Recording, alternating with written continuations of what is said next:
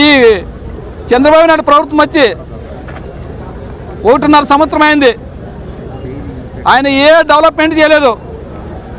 అక్కడ లక్షల కోట్లు అంటాడు. విజయవాడలో అమరావతి కట్టాలంటారు, 2 ఏళ్ళు అయిపోయింది. ఏడో ఒక్క బునాది కానీ వేయలేదు, ఒక ఇటుక కానీ కట్టలే, ఒక కాంక్రీట్ కానీ వేయలే. నీళ్ళు తోడేక సరిపోయింది. అక్కడ ఉన్న మాటలు చెప్తారు కానీ మాటలు చెప్పినంత చేతుల్లో లేదు. లక్షల కోట్లు పెట్టుబడులు వచ్చినాయంటే ఏ పెట్టుబడి వచ్చింది, ఎక్కడ వచ్చిందో ఎవరికి మనకేం తెలియదు. వాళ్ళు మన జేబుల్లోకి వచ్చినాయా పెట్టుబడులు మనకేం తెలియదు. కానీ ఈరోజు మేము ఒకటే కోరేది, మీరు ఎన్న 5 ఏళ్ళున్నా ఏ డెవలప్మెంట్ చేయరు, ఏ రోడ్డు వేయరు, ఏ నీళ్ళు చేయరు, ఏది చేయరు. మేము ఒకటే చెప్తున్నాం. ఈరోజు జగన్మోహన్ రెడ్డి గారు విద్యా వైద్యకి చాలా పెద్దపీట వేసి, ఎందుకంటే కరోనా వచ్చి మనకి 2 ఏళ్ళు పోయింది. ఉంటే పరిపాలన చేసింది 3 సంవత్సరాల్లోనే. ఆ 3 సంవత్సరాల్లోనే వైద్యానికి విద్యకి చాలా పెద్దపీట చేసిన వ్యక్తి ఎవరంటే వైఎస్ జగన్మోహన్ రెడ్డి గారు. అలాంటిది ఈరోజు ఏమి చేయకుండా మీకు 8,000 కోట్లు మీకు అధికారం వచ్చినప్పుడు మీ అకౌంట్లో ఉన్నాయి. జగన్మోహన్ రెడ్డికి 100 కోట్లు కానీ లేదు. అప్పుడు ఆయన 2019లో ప్రమాణ స్వీకరణ చేసినప్పుడు మీరు మెడికల్ కాలేజీని మీ అనుచరులకు ఇచ్చుకునేకి ఈరోజు ఆయన ఇండియాలోనే ఏ ముఖ్యమంత్రి తేకున్నన్ని మెడికల్ కాలేజీలో 17 మెడికల్ కాలేజ్ ఒకటేసారి. ఎందుకంటే మనము చూస్తే చరిత్ర చూస్తే చంద్రబాబు నాయుడు గారు 14 సంవత్సరాలు ముఖ్యమంత్రిగా ఉన్నాడు, ముఖ్యమంత్రి చేసినా అంటాడు. ఆయన ఒక్క మెడికల్ కాలేజీని తెచ్చిన దాఖలా లేవు. ఎందుకంటే ఆయనకి విద్యా వైద్యం మీద అసలు అవగాహన లేదు.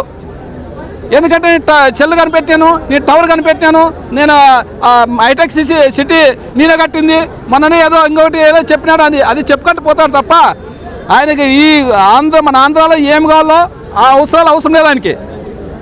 ఆయనకి కావాల్సిందంతా ఆయన వాళ్ళ అనుచరులకి దోచిపెట్టేదానికే ఈరోజు ఆయన ఉన్నారు. ఎందుకంటే వాళ్ళ కుటుంబ ప్రభుత్వంలోనే దాదాపుగా 60 మంది అవినీతి పనులు తేలేరని సర్వేలు చెప్తున్నాయి. అంటే పేర్లు మనకు అవసరం లేదు.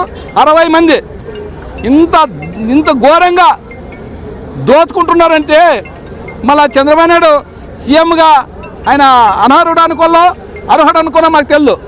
వాళ్ళలోనే ఉన్నింది 1.5 సంవత్సరం. ఇప్పుడు ఇంకా 3.5 సంవత్సరం ఎందుకు దోచుకుంటారో, 1000 కోట్లు దోచుకుంటున్నారు.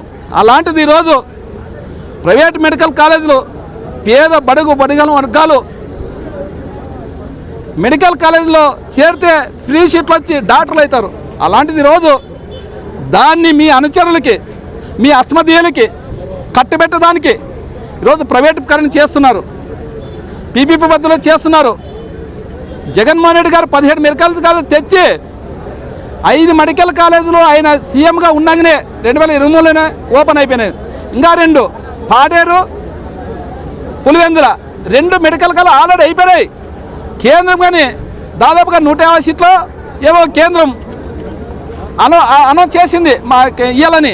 ఆ సీట్లు కానీ వాళ్ళు వెనక్కి పంపించి మాకు అసలు అవసరం లేదు, మెడికల్ కాలేజ్ అవసరం లేదనే విధంగా ఈరోజు ఈ చంద్రబాబు నాయుడు ఎంత ఘోరంగా ఆయన సీఎంకే ఘోరంగా విఫలమైందని చెప్తాను.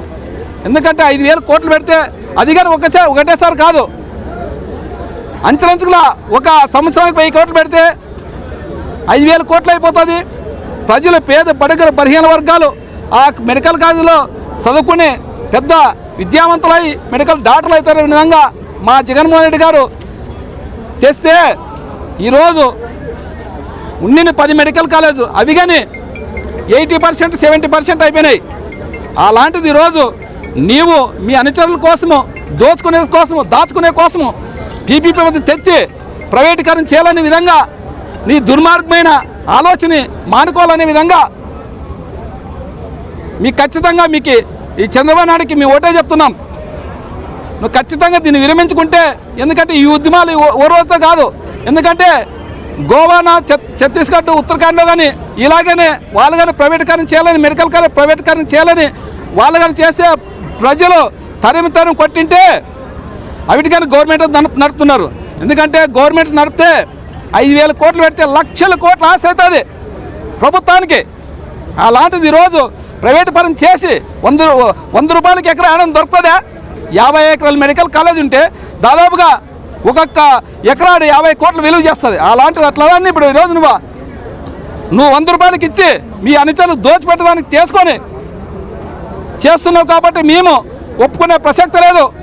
ఖచ్చితంగా ఇదన్నీ ఇక్కడ మీరు మానుకోకపోతే మేము కేంద్రానికి పోయి మోడీ దగ్గర జంతర్ మంతర్ ధర్నా చేసి మా నాయకుడు జగన్మోహన్ రెడ్డి ద్వారా దీన్ని ఖచ్చితంగా ఆపదాలు చేయాలనే విధంగా మేము, ఎందుకంటే కేంద్రం మేము ఇచ్చినవి 60% కేంద్రం ఇస్తుంది నిధులు, అలాంటిది 40% మీరు దాదాపు అంటే 1000-1500 కోట్లు ఖర్చు పెట్టలేక ఖచ్చితంగా మేము ఒకటే చెప్తున్నాం. నెక్స్ట్ మా ప్రభుత్వం వస్తే కాంట్రాక్టులకు చెప్తాం, మీ అనుచరులకు చెప్తాం, మీ అస్మదీలకు చెప్తున్నాం. ఖచ్చితంగా 2.5-3 నెలల్లో మా ప్రభుత్వం వస్తుంది. ఈ పీపీపీ పద్ధతిని రద్దు చేస్తాము. మీరు ఖచ్చితంగా నష్టపోతారనే విధంగా మీ కాంట్రాక్టులకు చెప్తున్నాము, మీ అనుచరులకు చెప్తున్నాము అనే విధంగా ఈరోజు ఈ అవకాశం ఇచ్చిన పెద్దలందరికీ ఇంకొకసారి పాదాభివందనం చేస్తూ ఇచ్చిన అందరికీ ప్రత్యేకంగా ధన్యవాదాలు తెలుపుకుంటూ సెలవు తీసుకుంటున్నాను. మనం చూస్తున్నాం ఈ చంద్రబాబు నాయుడు వచ్చి 2.5 సంవత్సరం అయింది.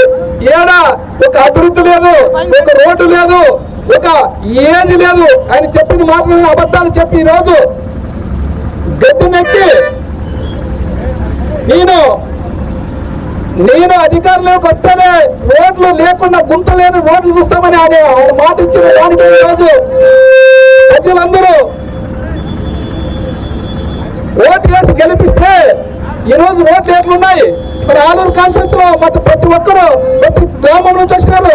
మనకి ఎలా రోడ్లు ఉన్నాయి? ఆ రోడ్లు బాగు చేయమంటే ఈ చంద్రబాబు నాయుడు ఎవరన్నా కార్యకర్తలు ఎవరు మాట్లాడితే పోలీసుల ద్వారా అరెస్ట్ చేస్తారు, పోలీసుల ద్వారా కొట్టిస్తారు.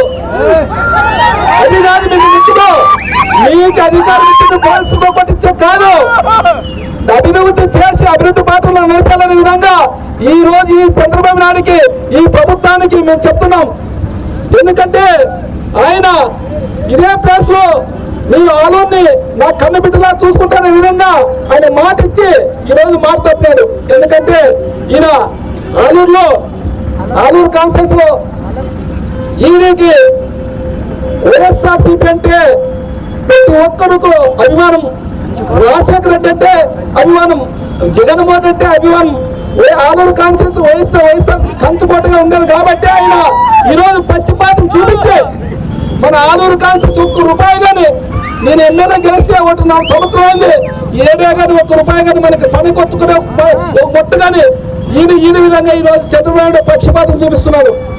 ఆయన ఒక శాడో ఎమ్మెల్యేని పెట్టుకొని ఆయన ద్వారా కనీసం ఏదన్నా కానీ ఎవరినైనా పెట్టుకొని మా ఆలూరుకి రోడ్లు నీళ్ళు చేయాలనే విధంగా మేము ఒకటే కోరుతున్నాం.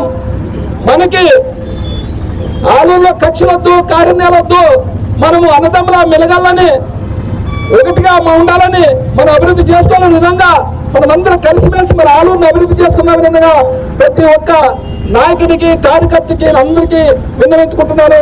అదేవిధంగా ఈరోజు మనకి మెడికల్ కాలేజీలో జగన్మోహన్ రెడ్డి గారు ఆయన హయాంలో దాదాపు 2 సంవత్సరాలు కరోనా పోయింది.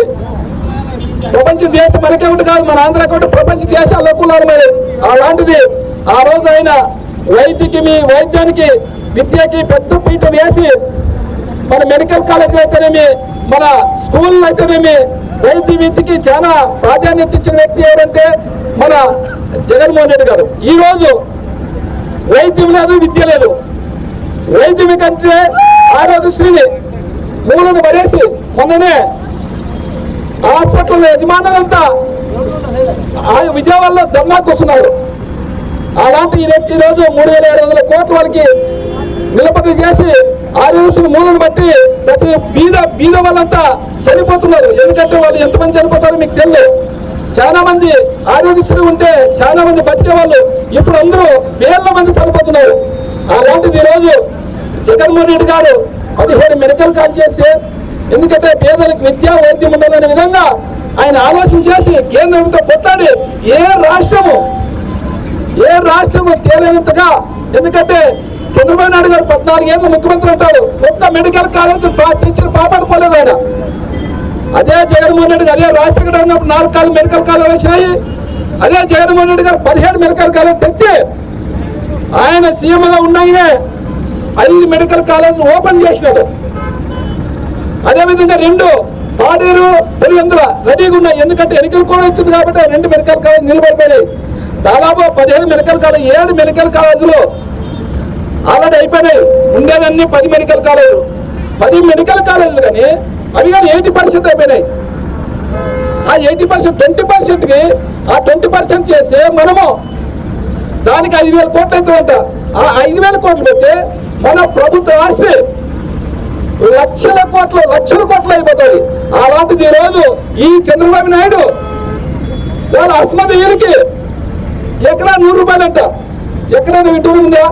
50 ఎకరాలు ఒక్కొక్క ఎకరా 50 కోట్లు చేస్తుంది. అలాంటిది ఈరోజు 100 రూపాయలంట ఎకరాకి. ఇలా ఈరోజు చంద్రబాబు నాయుడు గారు వాళ్ళ అస్మదీయులకి ఆ ప్రైవేట్ కాలేజీ ప్రైవేట్ చేసి వాళ్ళ దగ్గర కోట్లు దండుకోలేని విధంగా ఈరోజు ఈ చంద్రబాబు కుట్ర పడుతున్నారు.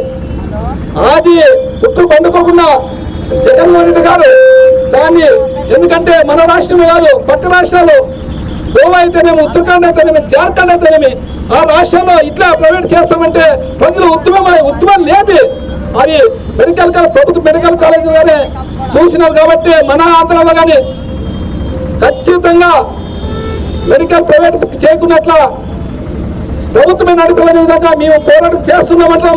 ఈరోజు దాదాపుగా 1000 మంది వచ్చిన ఒక్క పిలుపుతో ఇంత పనులు చాలా ఇక్కడ మన ఆలూరు కాన్స్టిట్యూన్సీ అన్ని రైతాంగ కుటుంబాలు అన్ని పనులు వినిపించినట్టు ఆ మెడికల్ కాలేజ్ ప్రైవేట్ వద్దు, మాకు ప్రభుత్వమే నడపాలనే విధంగా ఇంతమంది వచ్చిన దానికి ఖచ్చితంగా మీరు దానికి దాదాపు 5,000 కోట్లు అవుతాయి. ఎందుకంటే మీరు లక్షల కోట్లు అమరావతిలో పెడుతున్నారు. అదేవిధంగా మగవారు 5,000 కోట్లు అప్పు తెస్తున్నారు. 5,000 కోట్లు అయితే ఈ ప్రైవేట్ కాకుండా గవర్నమెంట్ కాలేజ్ నడుపుతారనే విధంగా బడుగు బలహీన వర్గాలందరూ చదువుకొని మెడికల్ సీట్లు వచ్చి డాక్టర్లు అవుతున్న విధంగా ఈరోజు జగన్మోహన్ రెడ్డి నువ్వు మీ నారాయణ గారికి చైతన్య వాళ్ళకి కట్టుబెట్టే విధంగా ఈరోజు చేస్తున్నావు. కాబట్టి మేము దీనికి ఒప్పుకునే ప్రసక్తే లేదు. ఎందాకైనా పోరాడతాం, ఎక్కడికైనా పోతాం. ఖచ్చితంగా ఈ రోజు ఈ ఉద్యమం ఈరోజు కాదు, ఖచ్చితంగా ఉద్యమాలు చేస్తున్నాం. అవకాశం ఇచ్చిన పెద్దలందరికీ ప్రత్యేక ధన్యవాదాలు తెలుపుకుంటూ సెలవు తీసుకుంటున్నాము. మనం అందరూ కలిసి ఈ రోజు మనం అందరూ ఎక్కడ పోతాం, అందరూ ఎంఆర్ఓ ఆఫీస్కి పోయి ర్యాలీతో పోయి మనం ఆ వినతి పత్రం ఇవ్వాలనే విధంగా ఎక్కడ ప్రతి ఒక్కరి కార్యకర్త మొత్తం రోడ్లన్నీ బ్లాక్ అయితే అట్లా మొత్తం అంతా మనము ఎంఆర్ఓ ఆఫీస్ కదా అందరూ ప్రతి నాయకుడికి ప్రతి కార్యకర్త నాయకులు అందరూ కోరుకుంటూ సెలవు తీసుకుంటున్నాం.